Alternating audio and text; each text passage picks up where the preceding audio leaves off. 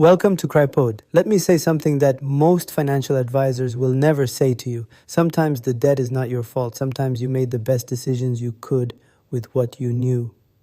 Life happened, and now you are sitting with a number that feels impossible while a system that does not negotiate looks back at you completely unmoved. That is the reality for many working professionals across the Gulf. It is also, I will be honest with you, a reality I have lived personally.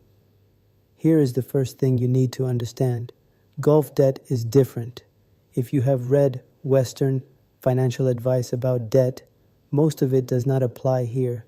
In places like the UK or the United States, you can negotiate with creditors. You can settle a debt for less than you owe. You can enter a formal debt management plan with some flexibility built in. In Oman and most GCC countries, personal loans and credit cards work differently. The bank deducts directly from your salary before you even see it. There is no negotiation on the principle. Missing payments has serious consequences, not just credit score damage, but potential legal action and travel bans. The system is rigid by design. This means the standard Western advice, call your creditor, negotiate a settlement, ask for a lower rate, often simply does not work here. You need a different strategy for a different system. Many Gulf professionals find themselves in a position where 40 to 60% of their salary disappears into loan repayments the moment it arrives. What remains has to cover fuel, food, school fees, utilities, and everything a family depends on. This leaves almost no room to breathe, let alone save, let alone invest. And the psychological weight of this, watching your salary arrive and leave almost simultaneously, accumulates quietly over months and years. It changes how you sleep. It changes how you show up at work. It changes how you are with your family. If you are in this situation, the first thing I want you to hear is this: you are not failing. You are managing a structural constraint in a system that was not designed with your situation in mind. That reframe matters more than any financial tip because it stops shame from clouding your judgment. So what can you actually do? Given the rigidity of the Gulf banking system, your real options are fewer, but they are clearer. First, attack the highest interest debt first. Credit cards in the Gulf carry significantly higher interest than personal loans. If you have any surplus, even small one, direct it at the credit card balance before anything else. The interest saving compounds quickly. Second, explore Islamic finance restructuring. Banks like Bank Nizwa and Ali's Islamic Bank in Oman offer Sharia-compliant products that work differently from conventional interest-bearing loans.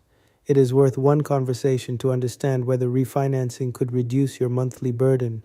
Not every situation qualifies, but you do not know until you ask. Third, do not take on new debt to cover old debt. This feels logical in desperate moments. It almost always makes the situation worse. New debt means new repayments on top of existing ones. The math rarely works. Fourth, and this is the one people underestimate, focus energy on income, not just cutting.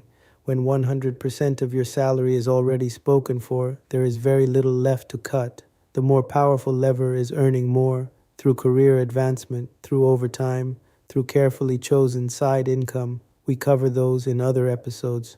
One thing that has helped me personally is what I call the 7-year lens. A personal loan in the Gulf typically runs 7 to 10 years. That is a long time when you are in the middle of it.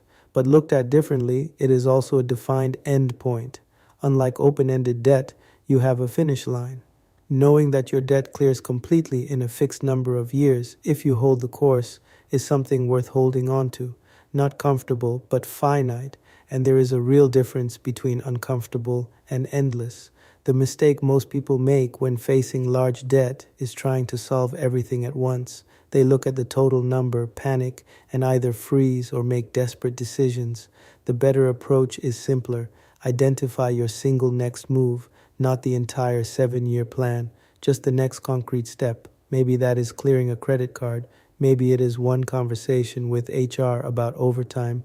Maybe it is sitting down with an Islamic bank to understand your options. One step, then the next. That is how this gets done, not heroically, persistently. With hardship comes ease. That promise is real. The road out is slow, but it exists. This is Crypode, Find the full article, the Gulf Debt Payoff Calculator, and the Gulf Debt Survival Guide at crypode.com.